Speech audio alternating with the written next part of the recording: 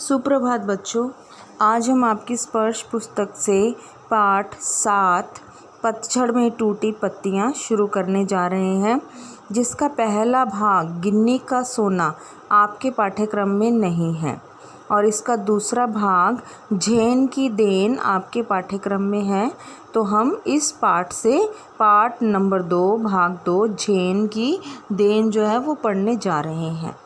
तो झेन हमें नाम से ही जैसे पता चलता है कि हम जापानी लोगों के बारे में इस कहानी में पढ़ेंगे कि जापान में लोगों का जीवन किस तरीके से किस प्रकार से चलता है। तो जो लेखक है बेटा, उसने अपने एक फ्रेंड से, जो कि जापान में है, लेखक भी जापान में है, तो वो कहता है कि मैंने अपने एक मित्र से पूछा कि यहाँ के लोगों को सबसे अधिक कौन सी बीमारियाँ होती हैं। तो मित्र ने जवाब दिया मानसिक, यानी कि दिमाग की बीमारी। ठीक है। और यहाँ के 80% लोग मनोरुग्ण हैं, मतलब कि यहाँ के 80% यानी कि 80% जो लोग हैं वो मानसिक बीमारियों के शिकार हैं। तो लेखक ने कहा कि इसकी क्या वजह है। तो उसके मित्र उसको कहने लगे कि हमारे जीवन की रफ्तार बढ़ गई है, यहाँ कोई चलता नहीं बल्कि दौड़ता है, कोई बोलता नहीं बकता है। जब हम अकेले पढ़ते हैं तब हम अपने आप से लगातार बड़बड़ाते रहते हैं। अमेरिका से हमारी प्रतिस्पर्धा है, मतलब कि उसके साथ कंपटीशन है हमारा, कि हमने अमेरिका जैसे देश की तरह बनना है, तो उसके साथ हमारा कंपटीशन है, प्रतिस्पर्धा है। हम 1 महीने में होने वाला काम जो है वो 1 दिन में पूरा करने की कोशिश करने में लगे हुए हैं। ठीक है। और वैसे भी दिमाग की रफ्तार हमेशा तेज़ ही रहती है। तो यहाँ जो है बेटा, वो लेखक का जो मित्र है वो लेखक को एक्सप्लेन कर रहा है, बता रहा है कि भाई हम दिमागी परेशानी से क्यों जूझ रहे हैं, क्योंकि हम जो हैं बहुत तेज़ी से आगे बढ़ रहे हैं, बहुत रफ्तार के साथ, एक हाई स्पीड के साथ आगे बढ़ रहे हैं। वो कहता है कि जब एक आम आदमी चलता है तो हम दौड़ते हैं। ठीक है। एक आम आदमी बोलता है तो हम बकते हैं। बकना यानी कि बहुत जल्दी जल्दी बोलना। और जब हम अकेले होते हैं तो हम अपने आप से ही बड़बड़ाते रहते, बात करते रहते, क्योंकि हमने जो प्रतिस्पर्धा की है वो अमेरिका जैसे देश के साथ की है। यानी कि हमारा जो कंपटीशन है वो अमेरिका जैसे देश के साथ है कि हमें उनके बराबर चलना है, उनके बराबर होने वाला है। और हम 1 महीने में होने वाला काम, यानी जो काम अब 30 दिनों में होता है या करेंगे, उसे यहाँ हम 1 दिन में पूरा करने की कोशिश करते हैं। तो हमारे दिमाग की रफ्तार जो है वो हमेशा तेज़ रहती है। ये बिल्कुल सही बात है कि अगर दिमाग की रफ्तार बेटा तेज़ रहती है तो कोई ना कोई मानसिक बीमारी उत्पन्न हो ही जाती है। ठीक है। फिर लेखक कहता है उसे स्पीड का इंजन लगाने पर वह 1000 गुना अधिक रफ्तार से दौड़ने लगता है। यानी कि अगर अपने दिमाग में इंजन लगा देते हैं, स्पीड का इंजन, यानी कि जिसकी रफ्तार बहुत ज़्यादा है, तो उनका दिमाग जो है बेटा वो 1000 गुना और अधिक दौड़ने लगता है। फिर एक क्षण ऐसा आता है जब दिमाग का तनाव बढ़ जाता है। ऑब्वियसली जब आप अपने ब्रेन को, अपने दिमाग को ज़रूरत से ज़्यादा चला रहे हो तो आपका तनाव बढ़ जाएगा। ठीक है। और जब तनाव बढ़ जाएगा तो स्पीड का इंजन जो है वो पूरा का पूरा टूट जाएगा। यानी कि आपको आपके दिमाग में फिर कुछ ना कुछ खराबी आनी शुरू हो जाएगी। ठीक है। तो इसीलिए जब दिमाग का स्पीड जो है वो ज़्यादा होगी, तभी आप ज़्यादा सोच रहे हो, ज़्यादा स्ट्रेस ले रहे हो, ज़्यादा वज़न डाल रहे हो अपने दिमाग पर, तो कहीं ना कहीं कोई ना कोई मुश्किल खड़ी हो ही जाएगी, खराबी आ ही जाएगी। फिर उसका मित्र कहता है कि यही कारण है जिससे मानसिक रोग यहाँ बढ़ गए हैं। तो ये दोनों आपस में भी बातें कर रहे हैं और लेखक को उसका मित्र जो है वो बता रहा है कि भाई हमारे यहाँ पर जो है किस लिए जो मानसिक रोग है वो बढ़ रहे हैं, हम क्यों सब जो हैं वो मानसिक रोगी हैं। तो फिर ये लोग बात करते करते आपस में, तो एक जगह के बारे में अब इनको पता चलेगा कि जहाँ पर दिमाग की स्पीड को जो है कम किया जाएगा, दिमाग की रफ्तार को जो है कम किया जाएगा। ठीक है। तो अब लेखक बताता है कि शाम को वह मुझे एक टी सेरेमनी में ले गया। ठीक है। लेखक का जो मित्र है वो लेखक को एक टी सेरेमनी, यानी कि जहाँ चाय पिलाई जाती है, चाय पिलाने की विधि, टी सेरेमनी मीन्स चाय पिलाने की विधि, वहाँ ले गया। तो लेखक का मित्र बताता है कि यहाँ पर एक अलग तरीके से जो है उसे चाय पिलाई जाती है, जो भी यहाँ पे आता है उसे एक अलग तरीके से चाय पिलाई जाती है, और जापानी में उसे चा नो यू कहते हैं। ठीक है, तो यहाँ पर आपका 2 नंबर का क्वेश्चन बनता है बेटा कि चा नो यू किसे कहा गया है। तो हम कहेंगे जापानी भाषा में चाय पिलाने की विधि को चा नो यू कहते हैं। तो अब लेखक बताता है कि वो चाय पीने के लिए, यानी कि टी सेरेमनी के लिए कैसी जगह पर गया था। लेखक कहता है कि वह एक 6 मंजिला इमारत थी जिसकी छत पर दफ्ती की दीवारों वाली तातामी की ज़मीन वाली एक सुंदर पर्णकुटी थी। यानी कि जहाँ ये लोग चाय पीने गए दोनों, वो 6 मंजिला इमारत थी जिसकी छत पर, यानी कि ये सब जो सेरेमनी हो रही है वो छत पर हो रही है। वहाँ पर दफ्ती की दीवारों वाली, यानी कि जो लकड़ी होती है, खोखली लकड़ी की दीवारें, जिन्हें आगे पीछे अपने हिसाब से किया जा सकता था। तो लकड़ी की जो दीवारें थी, यानी कि या यूँ कह सकते हैं कि लकड़ी के जो बड़े बड़े फट्टे होते हैं उनको ऐसे दीवार की तरह खड़ा किया गया था, और अंदर जो है वो चटाई बिछाई हुई थी, जिसकी मतलब जो फर्श था ज़मीन, चटाई की ज़मीन वाली एक सुंदर पर्णकुटी थी, यानी कि पत्तों से उसको डेकोरेट किया गया था। यहाँ किसका ज़िक्र किया जा रहा है कि लकड़ी की दीवारों, लकड़ियों की जो है वो दीवारें बनाई गई थी, या लकड़ी के यूँ कहे कि फट्टे खड़े कर कर एक बैठने की जगह बनाई गई थी, और नीचे चटाई बिछी हुई थी, और दीवारों को सबको पत्तों से, घास फूस से डेकोरेट किया हुआ था। तो वहाँ ये लोग चले जाते हैं दोनों चाय पीने के लिए।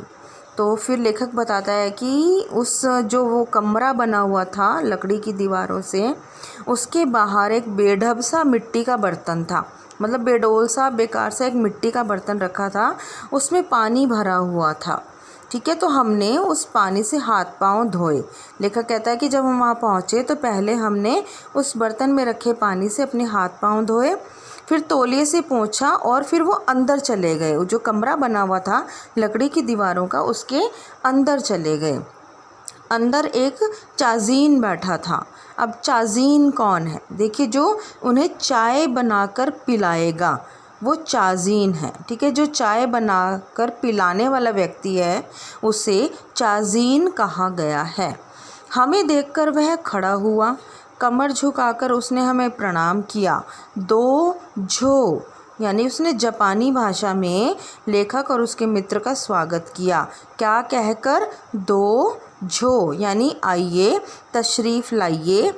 तो लेखक जो है और उसका मित्र जो अंदर गए, तो उसने, चाजीन ने उन्हें बैठने की जगह दिखाई। ठीक है, उनको बिठा दिया चाजीन ने उस कमरे में, और फिर चाजीन अपने काम में लग गया। चाजीन का मतलब जो चाय बनाकर उन्हें पिलाएगा। तो उसने पहले अंगीठी सुलगाई, फिर उस पर चायदानी रखी, और बगल के कमरे से जाकर कुछ बर्तन ले आया। तौलिए से बर्तन साफ़ किए। सभी क्रियाएं इतनी गरिमापूर्ण ढंग से की कि उसकी हर भंगिमा से लगता था मानो जय जयवंती के सुर गूंज रहे हों। यानी कि जब चाजीन ने उन्हें अंदर बिठाया और वो चाय बनाने की तैयारी जो कर रहा है, और तैयारी के लिए उसने जो जो कदम उठाए या जो जो काम किया, वो इतने सलीके से, इतनी गरिमापूर्ण ढंग से, इतने तरीके से किया कि ऐसा लग रहा था मानो जय जयवंती के सुर जो हैं वो गूंज रहे हों। तो यहाँ पर आपको मैं बता दूं कि जो जय जयवंती शब्द है उसका क्या अर्थ है। यानी कि जय जयवंती जो बेटा एक राग का नाम है, ठीक है, या यूँ कहिए एक म्यूज़िक जिसे कह सकते हैं। ठीक है, एक ऐसा म्यूज़िक है जय जयवंती कि जो सुनने में कानों को बहुत अच्छा लगता है, सॉफ्ट लगता है। ठीक है, जय जयवंती के सुर जो हैं वो गूंज रहे हों। वहाँ का वातावरण इतना शांत था कि चायदानी के पानी का खदब दाना भी सुन रहा था। यानी लेखक कहता है कि जहाँ हम बैठे थे चाय पीने के लिए, वो इतना माहौल शांत था कि जब चायदानी में पानी उबल रहा था, खदबदाना मतलब कि उबलना, उबल रहा था, तो वो आवाज़ भी हमें सुनाई दे रही थी। तो लेखक फिर बताता है कि चाय तैयार हो गई। उसने वह प्यालों में भर दी, मतलब उसने उनके कप्स में चाय जो है वो डाल दी।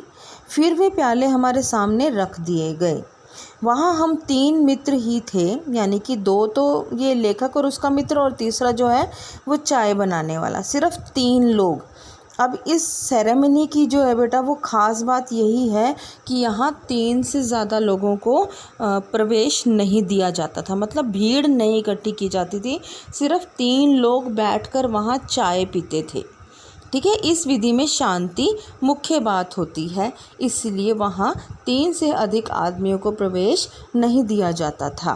प्याले में 2 घूंट से अधिक चाय नहीं थी, मतलब कि उसमें प्याले में जो कप हैं उनके, उसमें चाय भी ज़्यादा नहीं थी। अब देखो यहाँ पर जो ये टी सेरेमनी है, इसका जो मेन मकसद क्या है, इसका मुख्य कारण क्या है टी सेरेमनी का?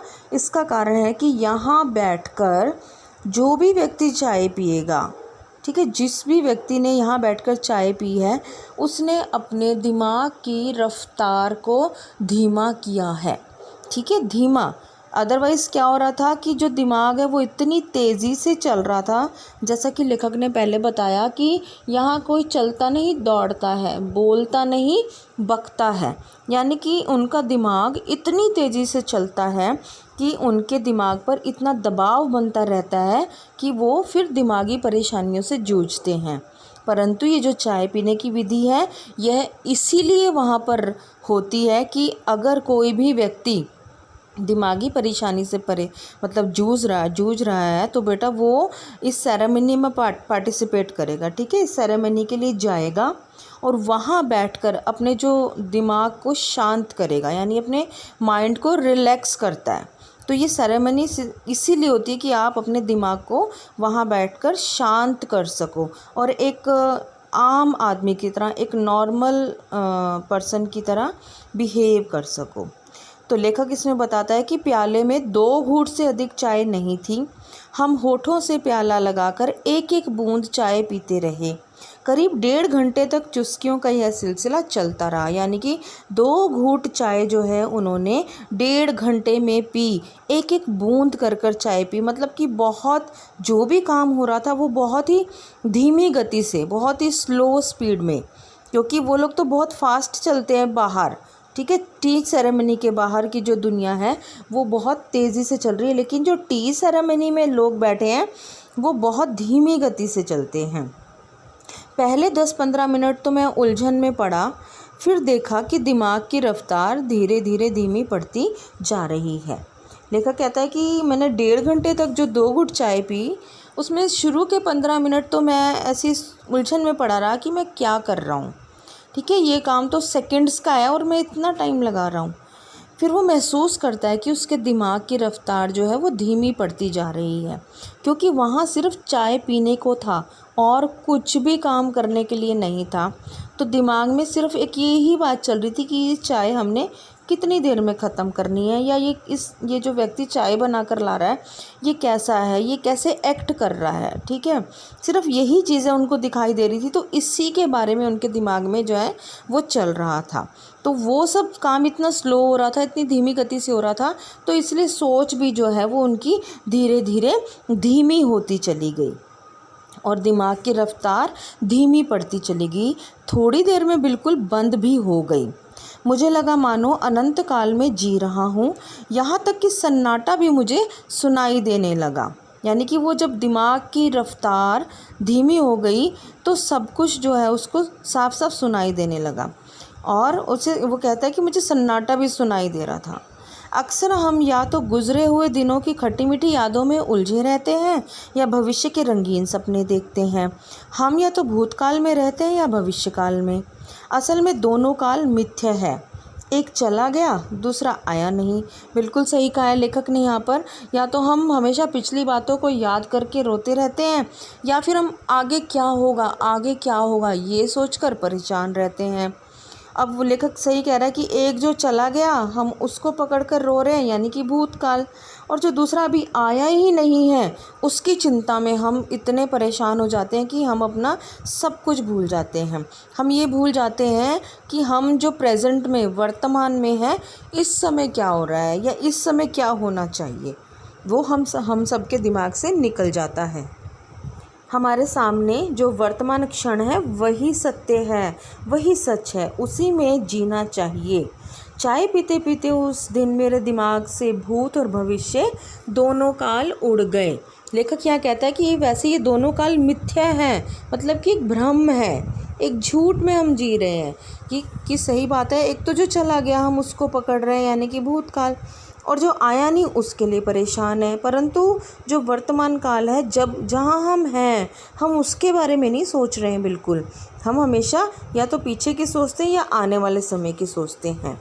तो लेखक कहता है कि ये जो चाय पीने की विधि थी इसने मेरे दिमाग की जो स्पीड है, रफ्तार है, वो एकदम से धीमी कर दी और मेरे दिमाग से भूत और भविष्य दोनों काल उड़ गए।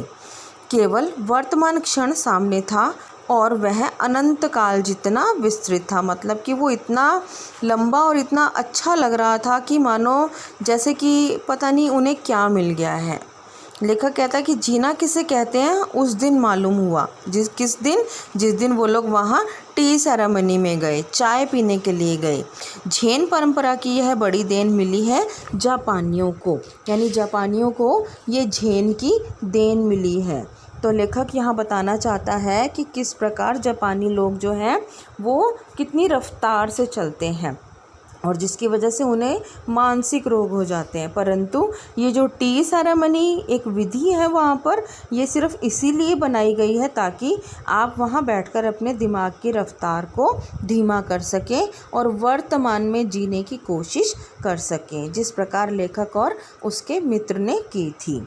तो ये देखो बच्चों, हमने ये वाला पाठ अभी झेन की देन पढ़ा, तो आशा करती हूँ कि आपको इसकी कहानी जो है समझ आ गई होगी।